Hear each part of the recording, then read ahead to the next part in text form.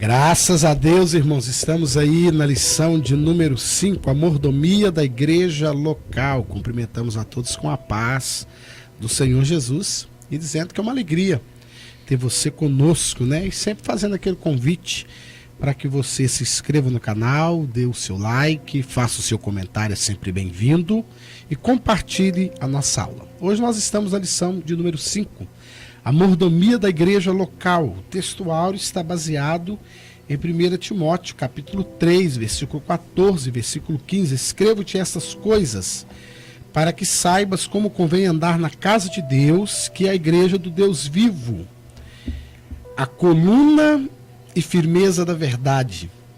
O cristão deve valorizar a igreja local como ambiente de adoração, comunhão e serviço ao reino de Deus. É a nossa verdade prática. Leitura bíblica em classe, né? Está em Atos capítulo 9, do versículo 31, Atos 9, 31. Depois 1 Coríntios 1, versículo 1 e versículo 2. E depois Hebreus, capítulo de número 10, o versículo 24 e o versículo de número 25. Então estamos na lição de número 5. Estamos agora na mordomia dos bens espirituais. Já iniciamos aqui tratando da mordomia e a valorização da palavra de Deus. Irmãos, importante que há um tempo atrás dizia-se nos cultos que a primazia era a palavra. Então o culto ele era bem dividido, né? Tinha um período dos louvores. Então o culto começava, pelo menos onde eu congregava, vou usar onde eu congregava como padrão, mas começava durante a semana 19h30. Então de 19h30 às 20 horas era o período do louvor. Meia hora tinha que cantar os hinos, fazer oferta, ouvir quem tinha que ouvir. 8 horas pontualmente o pastor, ou quem era o convidado, começava a ministração durante a semana. Então ele tinha 55 minutos, porque 8:55 pontualmente o pastor exigia que devolvesse para ele, e com 5 minutos, não entendo até hoje, habilidosamente ele conseguia dar os avisos, fazer o apelo, e às 9 horas ele dava a bênção apostólica. Eu não conseguia ainda. Minha esposa reclama muito porque eu não conseguia aprender daquele jeito. E no domingo ele começava pontualmente às 19 horas, ele iniciava o culto. Então no culto de domingo tinha um período maior de louvor, que era 1 hora, e às 8 horas em ponto era passado para quem fosse ministrar, e às 9 horas ele encerrava com 50 minutos, 55 de palavra.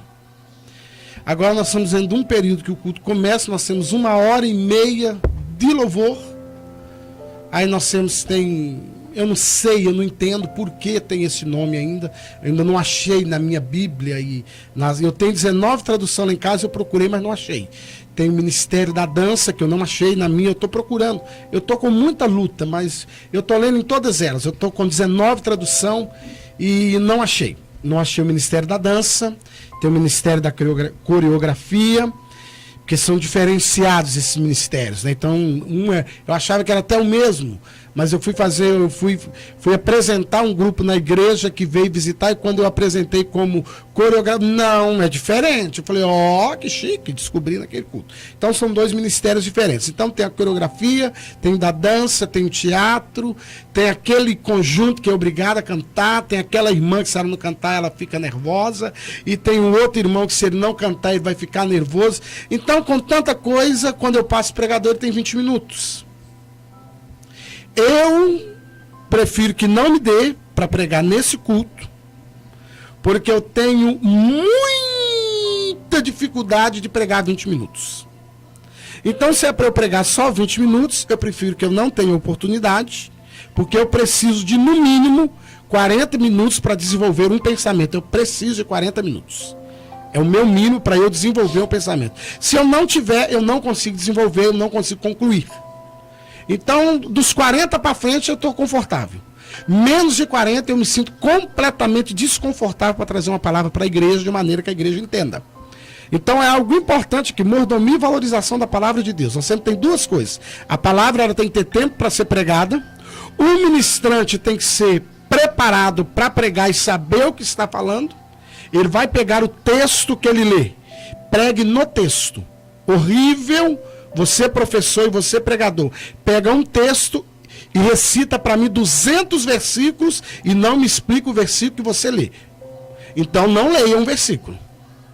Se você foi ali para recitar 200 versículos, explique para mim. Irmãos, eu vim aqui com o propósito de mostrar para os irmãos que eu sei 200 versículos de cor e eu vou citá-los para os irmãos essa noite. Amém?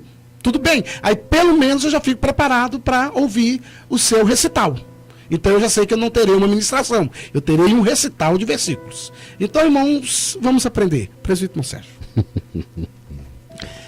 Geralmente nós temos aí, como é que se diz? As pregações e ministrações de 3 pontos, né? O indivíduo lê o texto, sai do texto e nunca mais volta para o texto, né? O texto é só um pretexto. Porque, irmãos, a nossa ida ao templo, né? A casa de Deus, que erroneamente a gente fala assim, né? Porque essa é uma dificuldade que nós vamos encontrar. Quando o apóstolo Paulo fala, Pedro, na primeira carta dele, capítulo 2 e versículo 4, assim: chegando-vos para ele a pedra que vive, rejeitada sim pelo homem, mas para com Deus eleita e preciosa. Também vós mesmo, como pedras que vive, sois edificados, casa espiritual, para ser de sacerdócio, a fim de oferecer sacrifício espiritual agradável a Deus por intermédio de Jesus Cristo. Então Pedro, ele aprendeu, porque na realidade, na época que ele escreve, né, provavelmente lá 50 e poucos na era cristã, os gregos e os romanos, eles tinham como o templo de Artemis, da Diana, 27, 28 colunas de 20 metros de altura. Os templos eram suntuosos, porque acreditava-se que o templo era o local onde a divindade se manifestava, né? O próprio templo de Jerusalém, ampliado por Herodes na época, a pedra angular, ainda está lá hoje ainda, a pedra angular, ela tem 6, não sei como é que eles pesaram, mas eles pesaram. Deve calcular o diâmetro, né? E mais ou menos chega nesse cálculo. 650 toneladas. A pedra angular. Você imagina a suntuosidade que era o templo. Então, se depositava ali. Jeremias capítulo 7, ele vai profetizar na frente do templo. Dizer que aquele templo vai ser destruído. Capítulo acho que 27 também de Jeremias. E quando Jesus está saindo do templo, ele sai admirado. Jesus diz assim, pode perder a esperança. Até Jeremias passa trabalho porque diz, vocês vão destruir, nós temos Deus, temos a arca já não tinha mais, mas temos o templo, Deus não vai destruir nada disso. E lá Jesus disse, olha, não vai ficar nenhuma pedra aqui para contar a história no sentido, né, vão derrubar, vão tocar fogo. E acontece no ano 70. Mas a ideia é que o templo, a gente diz assim, vamos à casa do Senhor. Como assim vamos à casa do Senhor? Nós somos a casa do Senhor. Mas nós erroneamente acreditamos que as 4 paredes, o local onde nós vamos, é a casa de Deus. Deus disse para a samaritana, não tem esse negócio, nem lá nem aqui. É em você. Vai jorrar dentro de você. Por isso hoje nós equivocadamente brigamos por uma denominação, por uma liturgia, por um padrão, e não brigamos por pessoas. O verdadeiro templo, a verdadeira igreja somos nós, somos as pessoas. Nós temos o local que é onde Deus abriga e deveremos cuidar disso. Então, quando nós falamos aqui a questão do evangelho, da palavra, nós temos os ensinos, nós temos até vergonha. Se nós pudéssemos, você pode perceber, qualquer imagem de Cristo, né, que não é Cristo, mas numa cruz, é a cruz perfeita, sem nenhuma lasquinha tirada, retinha, limpinha, até esquadrejada, dividida bem no meio. Jesus não está nu, apesar de ele ter sido crucificado, mas nós temos vergonha, botamos um paninho na frente. Nós não queremos aquele evangelho. Jesus ensina pela palavra, né, que nós deveríamos perder a nossa vida para salvar. que nós deveríamos dar o nosso rosto do lado contrário para aquele que nos deveríamos negar a nós mesmos para seguir a Cristo. É um evangelho distorcido, porque quando nós vamos valorizar a palavra, nós deveríamos pegar o que está escrito e descobrir o que o texto quer dizer e não o que eu quero dizer. E o que nós vimos muitas vezes é a pessoa, no momento, quer dizer, quando raro, né, mas como disse o pastor Luciano, as nossas reuniões às vezes é show de luzes, né, fumaça, teatro, emoção, músicas que nem tem nada a ver com o texto sagrado, textos que estão totalmente fora da palavra, são mais incitações para o orgulho humano, para exaltamento do ser humano, o antropocentrismo, quer dizer, a imagem que o teu sonho vai se cumprir na terra, exalta o homem, aí quando sobra 20 minutos, 30 minutos, entrega e diz que estamos indo para a melhor parte. O culto começa 7h30 e vai passar para o camarada 9 horas, então 1h30 de tudo menos palavra. E o culto termina 9. Então você vê que não é uma hipocrisia na realidade. Realmente não amam a palavra. E quando vão trazer a mensagem, muitas vezes ensino completamente fora do que o texto diz. O texto simplesmente é um pretexto. Ele pega uma palavra, Jesus orou, aí ele vai falar sobre Jesus, não fala o resto. Eu vi uma mensagem lá, nós estávamos falando em off, o camarada leu a genealogia, né, dos filhos de Davi, lá em 1ª Crônica ou 2ª Crônicas, né? E aí ele pregou Eliada, Elisama e Elifelete. Deus vê, Deus isso, Deus aquilo. Mas não tem nada a ver com o texto. Se ele for pegar cada filho dele e começar a trazer a mensagem, quer dizer, o propósito não foi isso, de você pegar, mas ele acha que é bonito, que combina, mas se for uma coisa que não combina, ele vai pular. Então, a Bíblia não tem o propósito de nos alimentar para nós ficar melhores ou piores. Ela traz para nós adorarmos e glorificarmos a Deus. Então, quando nós temos a Bíblia diante de nós, nós temos uma grande responsabilidade de tentar transmitir o que o autor foi inspirado por Deus. Não aquilo que eu quero. Aí eu tenho que pregar para as irmãs, então eu vou achar um texto para a irmã. Aí eu tenho que pregar para os irmãos, tem que achar um texto. É sobre prosperidade. Irmão, temos que pregar o que o Espírito Santo nos conduz a pregar. O que a igreja realmente precisa. E às vezes nós brincamos com isso. Quer dizer, não, eu vou lá e agora eu tenho que achar um texto para os irmãos contribuírem.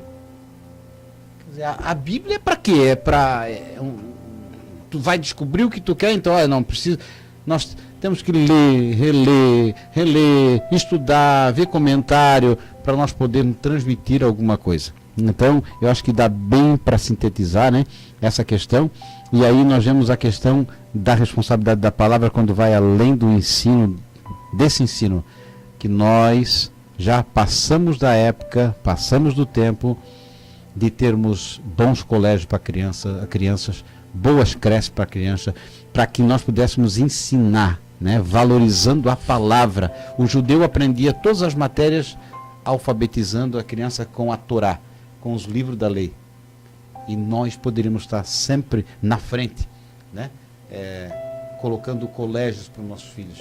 Não precisaríamos estar colocando em colégios que não tem aquela doutrinação bíblica. Perdemos muito tempo. Boas faculdades para os nossos filhos. Quer dizer, e por que não isso? Valorizando a palavra. Então, é uma questão a ser pensada. E aí vem para a mordomia da evangelização. Interessante, irmãos, que essa evangelização, nós sempre vamos lembrar daquele ide de Jesus, mas nós estamos hoje vivendo esse ide de maneira terceirizada. Eu pago meu carnê missionário, e como eu já contribuo, eu vou no culto lá no domingo quando dá, chego meio atrasado mesmo, para negócio de ficar ajoelhando, isso não dá muito sacrifício. E sabe que esse negócio, acho que de horário, só para não perder, a pessoa não consegue chegar no horário. E a gente diz assim, é coisa de brasileiro. Mas quando tu vai no trabalho, não tem coisa de brasileiro. Quando vai para uma faculdade, não tem coisa de brasileiro. Quando na hora dele receber dinheiro também, não tem coisa de brasileiro, não. Ele chega adiantado. Até essas coisas de transmissão, por exemplo, futebol, Tudo é pontual. mas quando é para ir para a igreja parece É tudo atrasado. Então, irmãos, aí, esse ide de Jesus, nós até estávamos conversando, o que Jesus, na verdade, falou é andando e evangelizando, vivendo e evangelizando. A igreja foi dispersa. A partir de Atos capítulo 7, com morte de Estevão, morte de Tiago, aí os irmãos ficam com medo, eles são seres humanos normais, né? Estevão apredejado, Tiago decapitado. Então, Paulo se levantando. né, Paulo levantando, a igreja fica dispersa, Pedro foi preso, né? Então, esse ide tinha que cumprir. E esses irmãos, eles levaram esse ide a sério. Eles mudaram de cidades, foram para outros lugares, mas eles continuaram pregando a Cristo. Claro. Eles continuaram falando de Jesus. E hoje nós pegamos esse ide para quê? Nós temos um departamento de missão, eu contribuo e acabou. Eu não tenho dom para Né? evangelizar. Eu não tenho. Como que você não. Eu acho interessante, eu não tenho dom para evangelizar, mas eu tenho dom de dobrar o joelho e ficar reclamando com Jesus uma série de situações. Eu não tenho dom para evangelizar, mas eu tenho dom de falar mal do ministério que eu congrego, que eu acho que é a pior coisa ainda. Eu tenho para mim assim, irmãos, se eu tiver que falar mal da igreja que eu congrego, eu deveria falar mal para o meu presidente. Se para o meu presidente eu não tenho a cara para falar, para outro irmão eu não devo falar e encerrar o assunto. E pra ninguém. E não nem aconselha a essa pessoa ir para outro ministério, Não. porque vai estragar esse ministério. Não, vai estragar. E outra coisa, você sabe de uma igreja boa, que lá tá tudo legal, que lá tá santo, não vá lá, irmãos, não vá para lá que você vai estragar lá. E eu também não vou porque eu vou estragar lá. Então o que acontece? Então você tem dom para evangelizar. O que é evangelizar? Evangelizar é transmitir o evangelho. O que é transmitir o evangelho? Você vai falar Jesus salva, Jesus ele liberta, Jesus se ele quiser ele te cura. E uma coisa é certa, ele vai voltar e se você estiver pronto, ele vai te levar para o céu. Ah, mas aí a pessoa não crê. Não, o não crer já não é com você. Não. A Bíblia fala que esse trabalho do fazer crer é um trabalho que já parte da pessoa bendita do Espírito Santo. Já trabalha, isso já é do Espírito Santo. O Espírito Santo é o momento oportuno, vai fazer ele lembrar. Jesus liberta. Você fala para ele, Jesus liberta. Um determinado momento da vida dele, ele vai passar uma situação de um vício, de um filho, do esposo, da esposa, dele mesmo. Não é que aquele dia o Sérgio falou para mim que Jesus liberta? Eu vou procurar esse Jesus que liberta. Eu vou procurar. Jesus transforma. Meu Deus, mas minha casa tá uma confusão, tudo. Um dia o Luciano falou para mim, Jesus transforma. Mas tem uma música que canta assim, não é? Entra na minha... Não, mas essa não vale porque estão dançando ela, então não adianta. Mas eu acho que Jesus já deveria ter entrado, né? Não, mas ele não entra assim porque ela tem uma parte lá dela, né? Entra na minha casa, entra Eu na pensei minha que vida. já tava, né? Mas aí tem uma parte dela que eu não quero. Eu não quero. É. Mexe com minha estrutura. Essa parte todo mundo canta, mas na hora que Deus começar a mexer com a nossa estrutura para curar as feridas, aí nós ficamos chateados, porque ele mexe.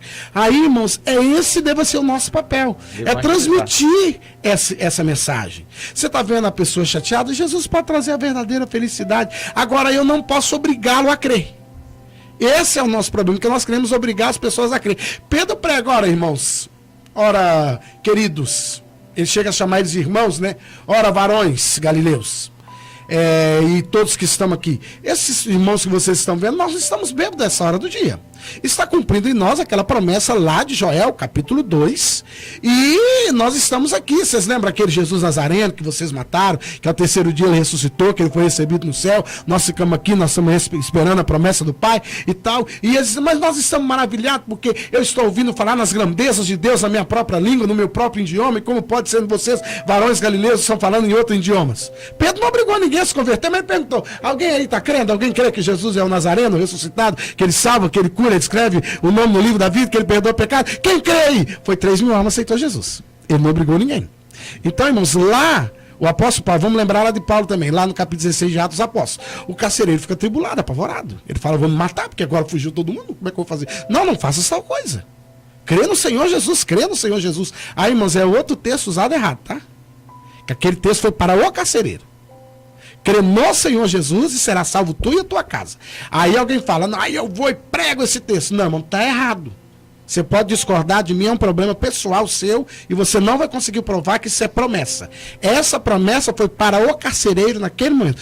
Crê no Senhor Jesus, e se você crer, aí quando você vai por original do texto, se você crê no Senhor Jesus, e pregar esse Senhor Jesus lá na sua casa, você e a sua casa vai ser salvo. Não é só crer. Porque se fosse assim, era fácil. Uma da família se convertia, cria, toda a casa estava protegida. Por atacado, né? Irmãos, e nós às vezes achamos que é assim. E não funciona. É só tu ir nos presídios. Né? E lá no presídio, irmãos, a tristeza é filho de pastor, é filho de presbítero. É Davi, é Salomão. E tudo nome bíblico, irmãos. E, irmãos, e os piores assassinos e assaltantes, tudo com nome bíblico quando a gente vai ler no jornal. Eu já nem leio mesmo, né? Eu já nem leio porque é tudo nome bíblico. Então eu falo, quem coloca nome bíblico é só crente. É só crente. Então, irmãos, o que acontece? Esse é o ídolo de Jesus. A mordomia da evangelização, nós estamos ficando fracos, por quê? Porque nós falamos, tem um tanto de programa evangélico na rádio, tem um tanto de programa evangélico. Irmãos, programa evangélico do rádio, se aquilo não evangeliza ninguém, a desvia até o crente. Os da televisão, irmãos, os da televisão aí que me dizem, se os da televisão me desviam, eu vou converter quem? Nós temos uma aí que pula dentro da água assim, ó, cheio de roupa. Eu fui olhar assim e falei, meu santo Deus de Israel, a única coisa que eu tinha para dizer. Essas coisas nem se assiste, né? Não, irmãos, mas para os irmãos verem que então com essa evangelização não posso contar. É o ídolo de Jesus, é o quê? Eu vou andando, falando, pregando e evangelizando. E aí nós temos o ponto da mordomia do uso dos dons espirituais, que é um tema tratado em Coríntios, né? Porque era uma igreja que não havia compreendido ainda o que era a igreja, né? O que era comunhão, o que era na realidade viver em família. Tanto é que quando nós lemos 1 Coríntios capítulo 11, que vai falar a respeito da ceia, vai dizer o quê? Capítulo 11, versículo 1. Vocês, quando se reunir, não reunir para bem, mas sim para mal. Quer dizer, porque vocês se assentam, os que têm para comer, come até sair pelos olhos, bebe até ficar bêbado, e um monte de gente fica olhando vocês lá, morrendo de fome e sem beber nem um pouquinho. Sem comer nem um pouquinho. Vocês não entendem que a ceia é para comunhão, é repartir. Jesus tinha um trato tão lindo com o partir o pão, que aqueles discípulos, o coração ardia. Né? Eu digo que é a teologia da pimenta. Né? o coração ardia, mas entendimento não. Só quando Jesus, olha, vocês sabem o que é isso aqui? Ó? Comunhão. A gente primeiro parte o pão, dá para o próximo e depois a gente come. Isso é santificação. Quer dizer, quando Jesus parte o pão, lá não é isso que comia o primeiro, se sobrasse, comia. E é interessante porque também queria um negócio complicado, mas vamos ter que falar. Ô, glória. Eu levava para eu mostrar o que eu tinha. E esse nunca vai ser o interesse de Deus. Não. Né? Esse 1 Coríntios aí, capítulo 11 vai começar abordando isso. E dons espirituais vai trazer algo muito importante, irmãos. Os dons não estão acima da palavra. Não, e a questão toda é que Paulo vai dizer assim, ó, ele vai doutrinar a igreja ensinando aquele povo, lembrando que Coríntios é onde tem um templo, né, de Artemis, aonde está ali um templo onde tem 1000 prostitutas, aonde o povo é extremamente voltado para a sexualidade, há mais ainda umas 500 prostitutas dentro da cidade. Quer dizer, há uma dificuldade, tanto que as irmãs vão ser aconselhadas a usar véu por causa da distinção entre as que são prostitutas e as que não são, e as que se converterem ainda estão com um jeito de... Então é uma igreja que é cheia de problema. Então no trato do culto era a mesma coisa, porque os cultos também não eram em igreja, era em casa, tá? Não é essa igreja que nós imaginamos, banquinho, ar-condicionado, microfone, não. Era uma casa, uma casa reunida, é um culto familiar, lugares que cabiam 50, 60 pessoas. Então não tem nada a ver com esse nosso... Nós que criamos igreja, templos, para estar reunido, né, para ter público. Nas sinagogas era sentado, quer dizer, quem ficava em pé era quem ouvia. Nós hoje é o contrário. Quem prega fica em pé e o resto fica sentado. Lá não, quem ensinava sentado e as pessoas ficavam em pé ouvindo. Então problema nas varizes, nas pernas. Paulo passou esse trabalho, chegou a fazer gente dormir, né? Mas voltando aos dons, nós vamos ver o quê? Paulo diz assim, ó, se tu fala muita língua estranha, te acalma um pouco. Não fica tão... Porque se tu não interpretar, tu tá te edificando, mas o teu público não entendeu nada. Eles estão esperando que alguém revele. Então, fala um língua estranha e o outro interprete. Se há mais gente falando, calem-se. Não é essa loucura. Porque muitas vezes a pessoa não tem nada de mensagem, né? Vai pregar, não tem nada de mensagem, mas aí ele fala 30 minutos de língua estranha e 10 minutos de palavra e ele é espiritual. Quer dizer, mas não edificou, não profetizou. Então, quando nós vamos pregar, a mensagem, ela por si só, ela é suficiente. Coríntios não, Hebreus vai dizer, né, que ela é mais penetrante que espada. De dois gumes. Ela consegue até onde nós não conseguimos. Ela faz uma divisão, né, porque aí as pessoas nem entendem. Nem vamos falar de alma espírito, porque tem irmão que ficou meio chateado que... Mas aí quando a Bíblia fala das juntas e medusas ali, o que a Bíblia quer dizer não é nenhuma divisão. Não. O que a Bíblia quer dizer ali a palavra consegue ser tão profunda que ela mexe, né? Ela levanta a poeira. Ela faz com ela que... consegue. Ela consegue. Lembra daquele dia? Aí tu não sabia de nada. Tem pessoas que dizem assim, poxa, mas o irmão falou, era tudo para mim. Graças a Deus, se é para ti, toma, né? Então, a questão dos dons era isso, quer dizer, você profetiza, o outro profetiza, porque, por vezes, as emoções falam mais forte, né, do que a razão. E Paulo diz que nós devemos prestar a Deus um culto racional. Não é esses cultos que dá, as gargalhadas santas. Tem cultos que as pessoas andam na coleira. O culto da largatixa. Se você for... tem tanta aberração que se diz que é o Espírito Santo, e como não se tem discernimento, a irmãzinha que profetiza sempre profetiza a mesma coisa. Bate os pés e fala sempre a mesma coisa. Minha igreja, assim diz o Senhor. Quer dizer, você vê que na realidade não é o Senhor, é a pessoa mesmo. Então fala coisas que já são óbvias, que todo mundo já sabe. Profetizar lá para o pastor que está, né, com algum problema, para mim que tenho também um problema, pronto, chega lá e diz, irmão, mas geralmente é coisas boas. É interessante, irmãos, que assim, ó, nada contra, porque eu amo profecia, tá? Nós amamos, e tem uma coisa, nós amamos, vou colocar nós. Só que quando você é uma pessoa usada por Deus, equilibrado, e você não quer se valer do dom, se Deus te deu uma mensagem profética, ouça bem isso aqui, e o professor passa isso. Se Deus te deu uma mensagem profética, ela é para o presbítero Sérgio, você não quer se valer do dom, e você não quer ficar sendo reconhecido pelo dom, não há pecado nenhum, e não é pecado, terminar o culto e você chamar o presbítero Sérgio à parte, presbítero Sérgio. Claro. Enquanto o culto aconteceu, o Senhor me deu uma palavra.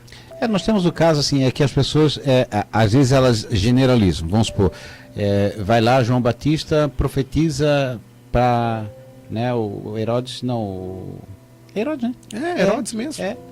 Essa mulher aí não é tua. Não é tua, beleza. Mas quando você vai ver, por exemplo, o profeta Natan, ele vai em Davi sozinho. E ele estava dentro do palácio. É diferente a fases.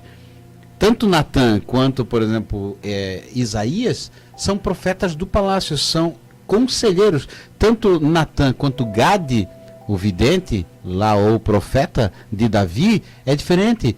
Ele sabia do que tinha acontecido. Todo mundo sabia que Davi tinha feito aquele negócio. Mas alguém precisava aconselhar esse homem. E aí Deus usa quem? Quem está lá dentro, e ele com todo aquele cuidado, ele vai chegar, fazer a volta toda, deixar o próprio Davi se enrolar na corda, puxar. E ele pega na sensibilidade do Davi, porque ele conta da ovelha. Aí o Davi já tinha sido pastor de ovelha, cuidado das imaginava ovelhas, que era ele. Livrar das ovelhas já do pai, né, do urso, do leão, ficou todo sensível. E era uma profecia. Ele não falou em línguas, ele não rodou, né? Não é porque não possa. Você pode entregar uma mensagem profética sem dizer uma única palavra e mistério. E a pessoa entende. E assim, irmãos, lembrando bem, aqui o autor termina aqui, mas eu não vou usar as palavras que ele usa aqui. É assim, ó. Não há também possibilidade do Espírito Santo me usar sem usar minhas emoções. Sim, claro. Porém, eu consigo manter isso em equilíbrio. Eu não sei o presbítero Sérgio, mas comigo já aconteceu por vezes. Às vezes, né? Eu ter vontade de dar uma corrida lá no corredor. Olha, eu até não me incomodo, sabe? Eu acho até que eu prefiro alguém correr no corredor que alguém dormir. Mas o que eu penso? Eu já estou numa fase que eu não preciso. Mas eu não repreendo o irmão que corre, não porque pode. A casa que tem menino é uma casa que tem alegria. Eu prefiro uma igreja que tem uns meninos para eu ensinar do que uma igreja que seja todo mundo adulto e eu não posso nem controlá-los. Deixa rodar um pouquinho, né? Deixa fazer agora, tudo com equilíbrio. Claro. Tudo com equilíbrio. Percebeu que alguém está entregando uma mensagem profética? Respeite. Agora você vai entregar uma mensagem profética e o pregador está pregando, cale a boca. Porque na hora que o pregador está com o microfone na mão e ele está pregando, ele é aquele profeta. Mas será que ela não vai esquecer a pessoa? Não, ele é aquele profeta lá de Efésios que Paulo fala. E Deus mesmo deu. Uns para profetas. Então esse profeta que Paulo fala aqui, não é aquele que tem o dom, que ninguém tem dom, tá, irmãos? Vamos lá. Vou corrigir. Ninguém tem dom de profecia. Deus usa, o Espírito Santo hoje usa para o bem da igreja, a edificação da igreja, alguém no dia, na hora que ele quer. O Espírito Santo pode me usar hoje para entregar uma profecia e nunca mais. O pastor é profeta. Não sou profeta. Eu sou profeta só no momento. Agora eu estou sendo profeta, o presbítero Monserrat está sendo profeta, porque nós estamos ensinando a palavra. Então nós estamos sendo profeta no ato do ensinamento. É o que eu fico, às vezes, meio horrorizado, é pessoas que se reúnem, fazem live e coisas e começam a profetizar agora online, né? Para Maria, vai dando nome. E é tão interessante porque a pessoa pode dizer qualquer nome, né? E porque tem, nesse Brasil todo, né? Se eu tiver,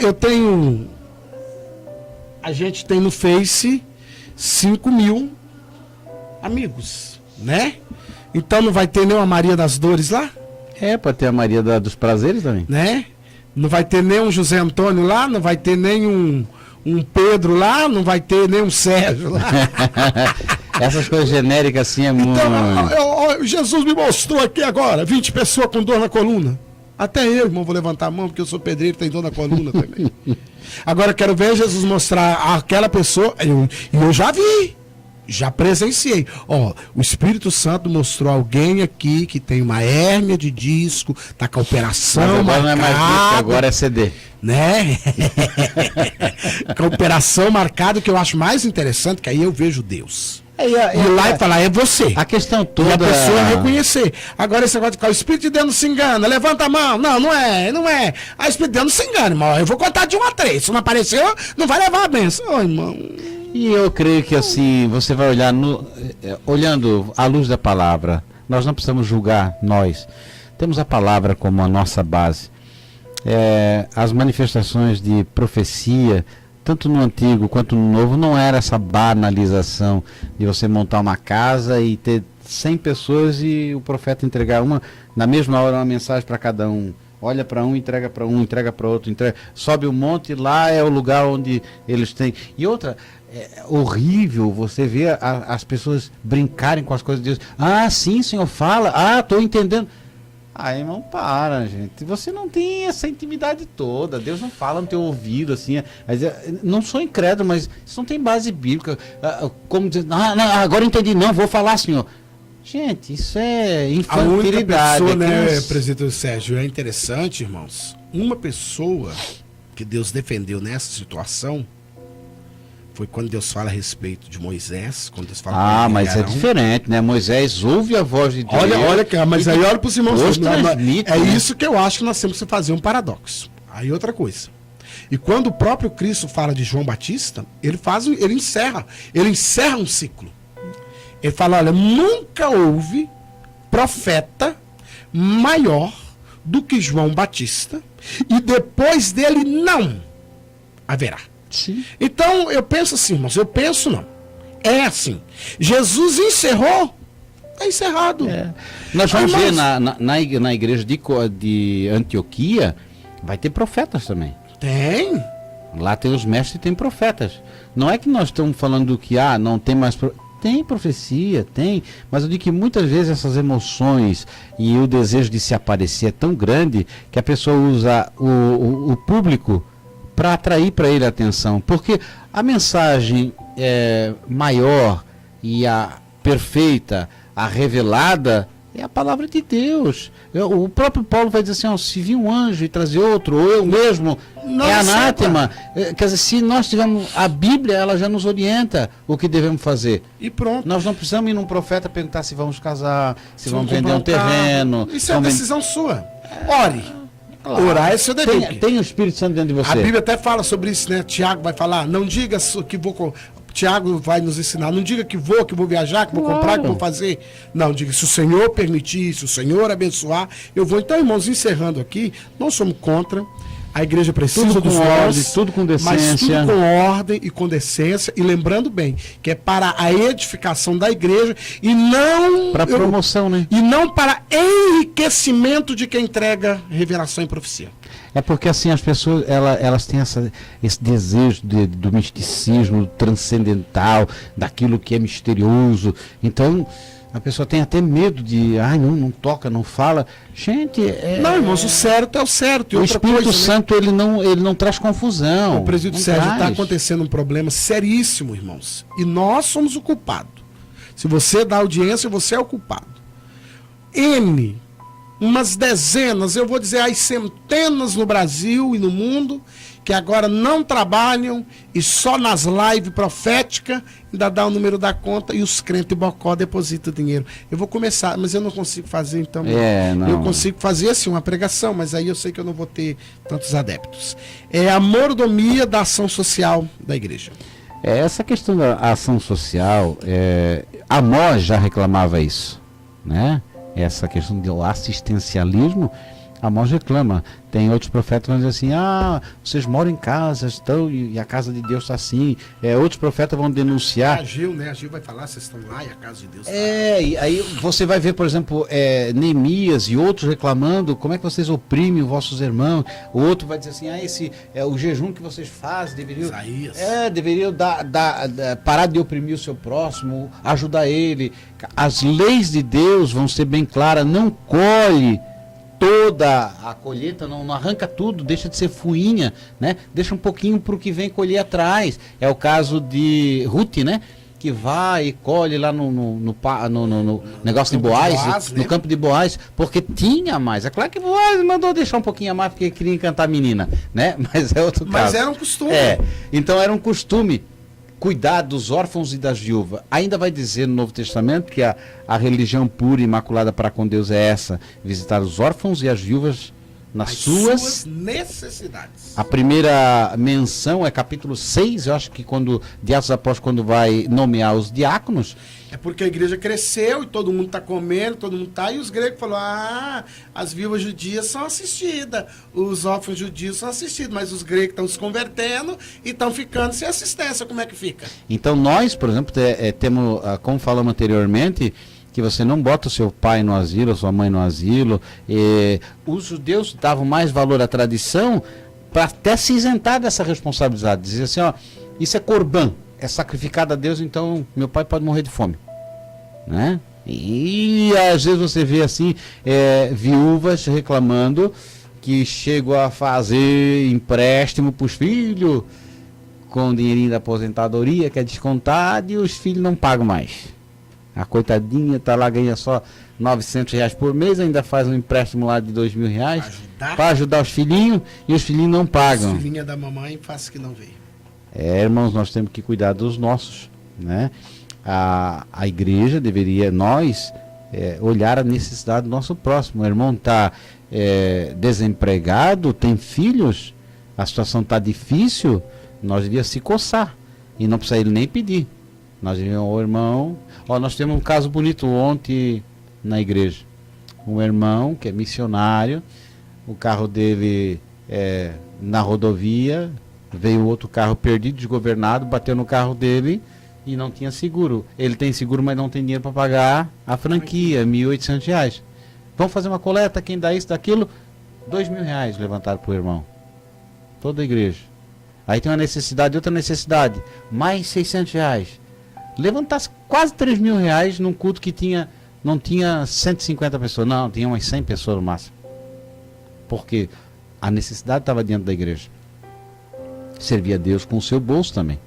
Honrar o Senhor, né? Com as suas primícias. Então nós precisamos ter esse cuidado da assistência social, no sentido que nós somos irmãos, somos corpo. Então, se o pé está doendo, vamos aliviar a carga dele. Vamos, né, fazer com que o irmão sinta menos peso.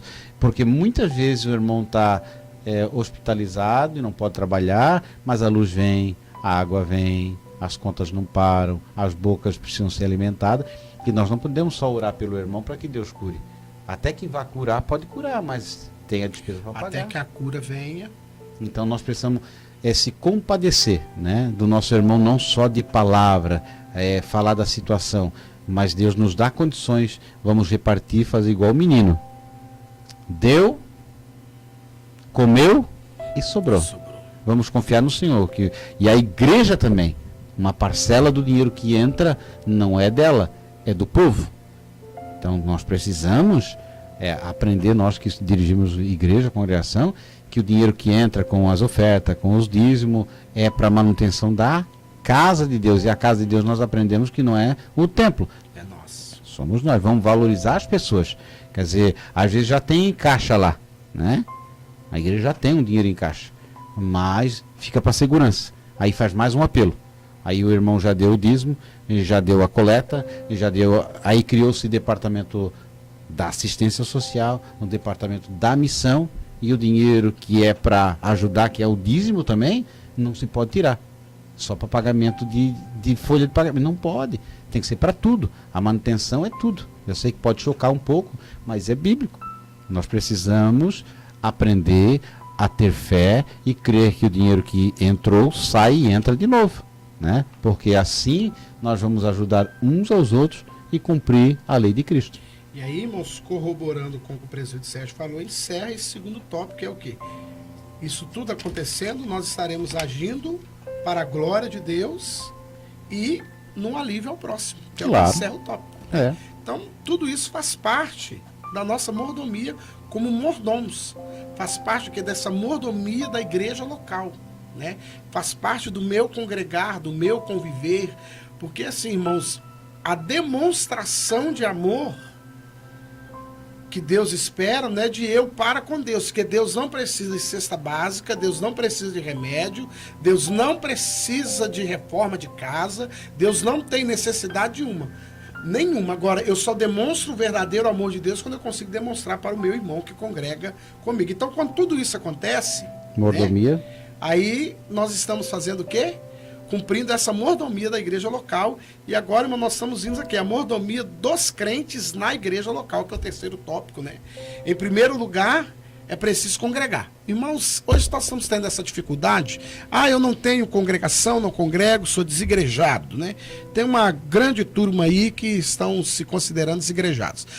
Os desigrejados, na sua maioria, têm uma grande dificuldade. 90% é porque não conseguem serem submissos, né? Então, pela falta de submissão, então ele não consegue congregar.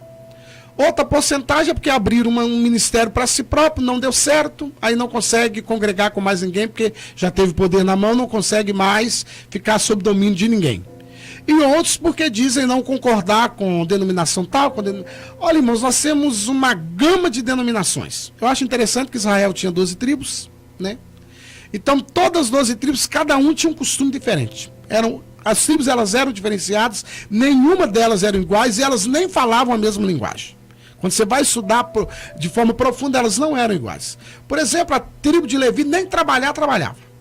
Ficava só lá dentro do templo, só lá dentro do tabernáculo. Isso. Eu quero dizer assim, não trabalhava fora. Né? Eles não tinham ganho fora. Não. Eles não plantavam, eles não tinham compromisso com gado. Nada disso. Mas eles eram dedicados a apresentar sacrifício, a cuidar do tabernáculo. Eles estavam ali. E cada tribo, os irmãos vão ver que uma do ouro, então cada um tinha o seu costume. Então o que nós temos que ver nisso? Nós temos várias denominações. Com alguma eu me identifico. Em algum lugar eu tenho que congregar. Na realidade não deveria você se adaptar à igreja, mas ao evangelho, né? O evangelho. Aí, esse evangelho que eu me adapto a ele, ao evangelho de Jesus, aí eu, por exemplo, eu tenho dificuldade de congregar numa igreja que canta 2 horas e 2 horas bate palma. Então, não vai dar para mim. Não. Então eu vou achar uma denominação que já é igual a minha mesmo, que eu canto os hinos sentado e que eu faço o curso sentado. Eu já tenho que dar para mim.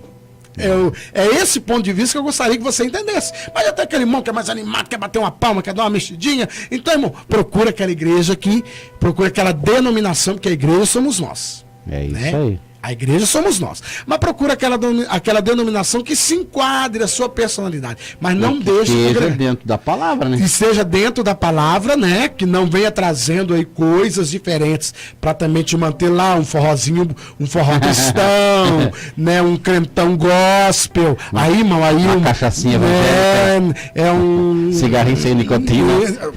Uma cervejinha sem álcool. Não, mas tudo pecado. Se é algo que te faz lembrar o pecado só para te trazer aquela nostalgia e te trazer o conformismo, aí é pecado.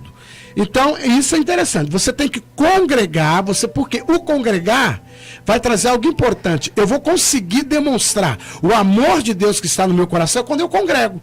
Porque eu vou conseguir conviver com a fraqueza do Sérgio. O Sérgio vai olhar para o Luciano e vai conseguir. Oh, meu Deus, é difícil conviver com esse Luciano. Mas como o amor de Deus está derramado no coração dele, ele vai lembrar que Paulo falou: Sérgio, você é mais forte, coloca o seu ombro debaixo da cruz, suporta o Luciano, ajuda ele em amor. Ó, irmão, suportar não é fácil, mas Paulo fala: suporta e ajuda ele em amor. Por que o Sérgio vai fazer isso com o Luciano? Porque o amor de Deus está nele. Aí ele demonstra o amor de Deus para comigo. É por isso que eu tenho que congregar.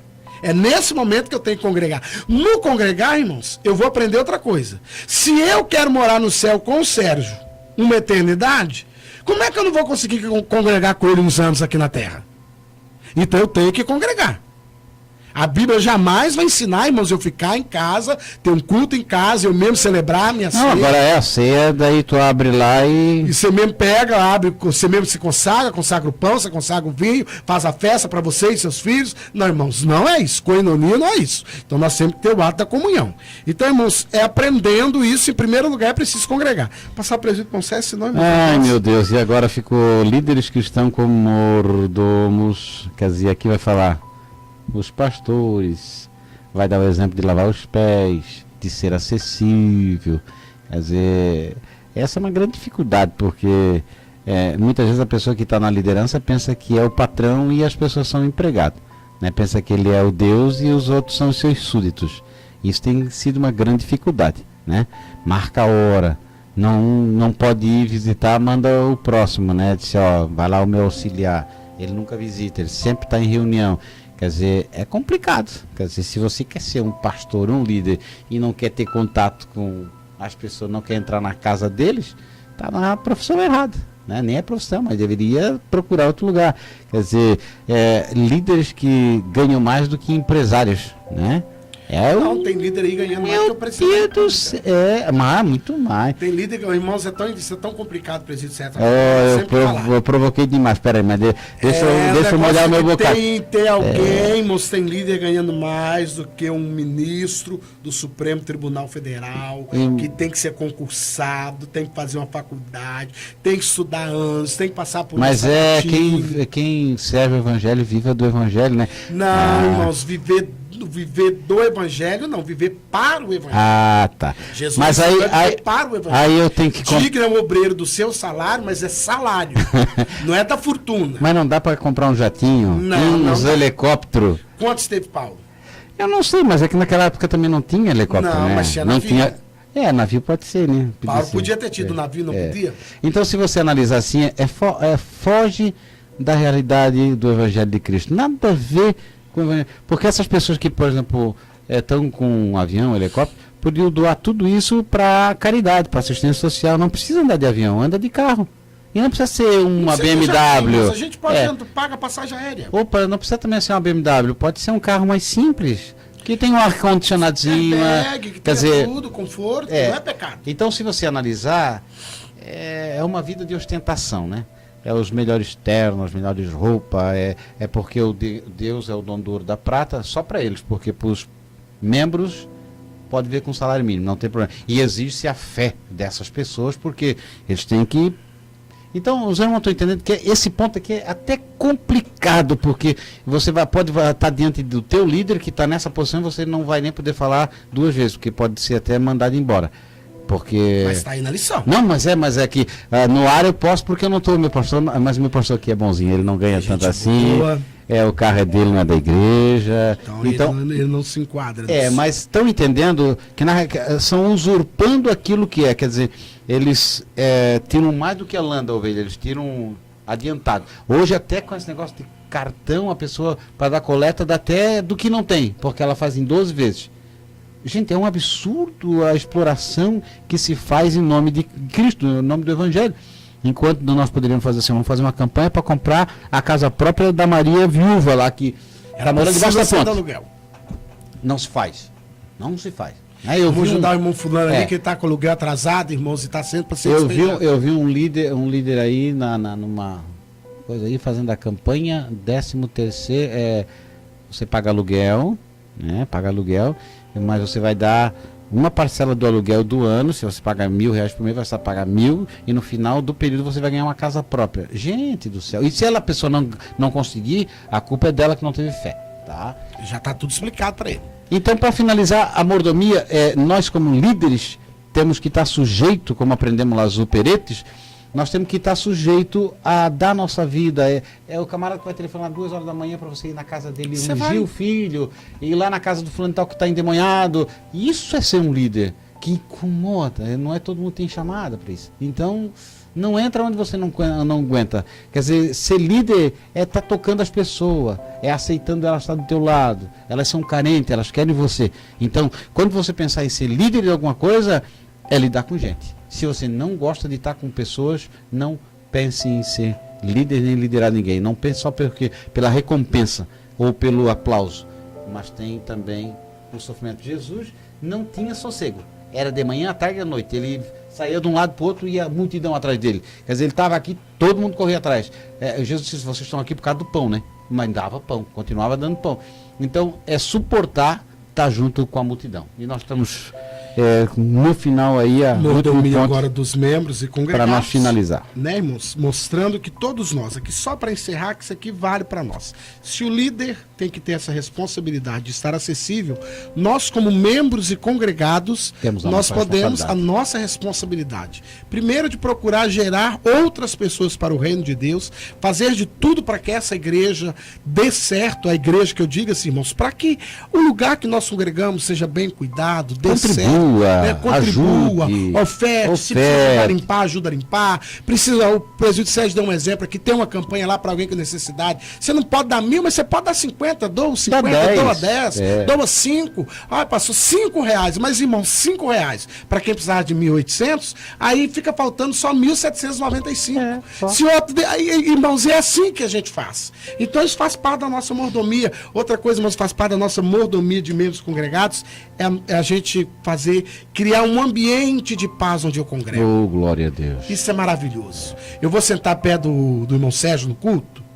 Vamos cantar o hino com alegria? Claro, não vamos ficar conversando? Não vamos conversar? Não vamos botar o chiclete debaixo do banco? E não vamos falar mal do nosso irmão que está chegando? Não. O irmão tá me devendo, ou o irmão fez alguma coisa na rua, eu vou contar pra você. Comprou a Rinode e não vai vir porque tem... o irmão me comprou a Jequiti, não acertou, aí eu conto pro Sérgio. Ô Sérgio, eu não queria te contar, não. Você queria, se você já contou. E não é porque eu quero falar mal, não. Você quer falar mal dele, se você não quiser, você não falava. Você entrou no santuário, porque aí não é igreja. O templo lá deveria ser um santuário. Eu entrei lá, irmão, entrei pra adorar. Cria um ambiente favorável. Aqui é minha cadeira, não, irmão, não é a sua cadeira. O outro sentou, senta na outra cadeira.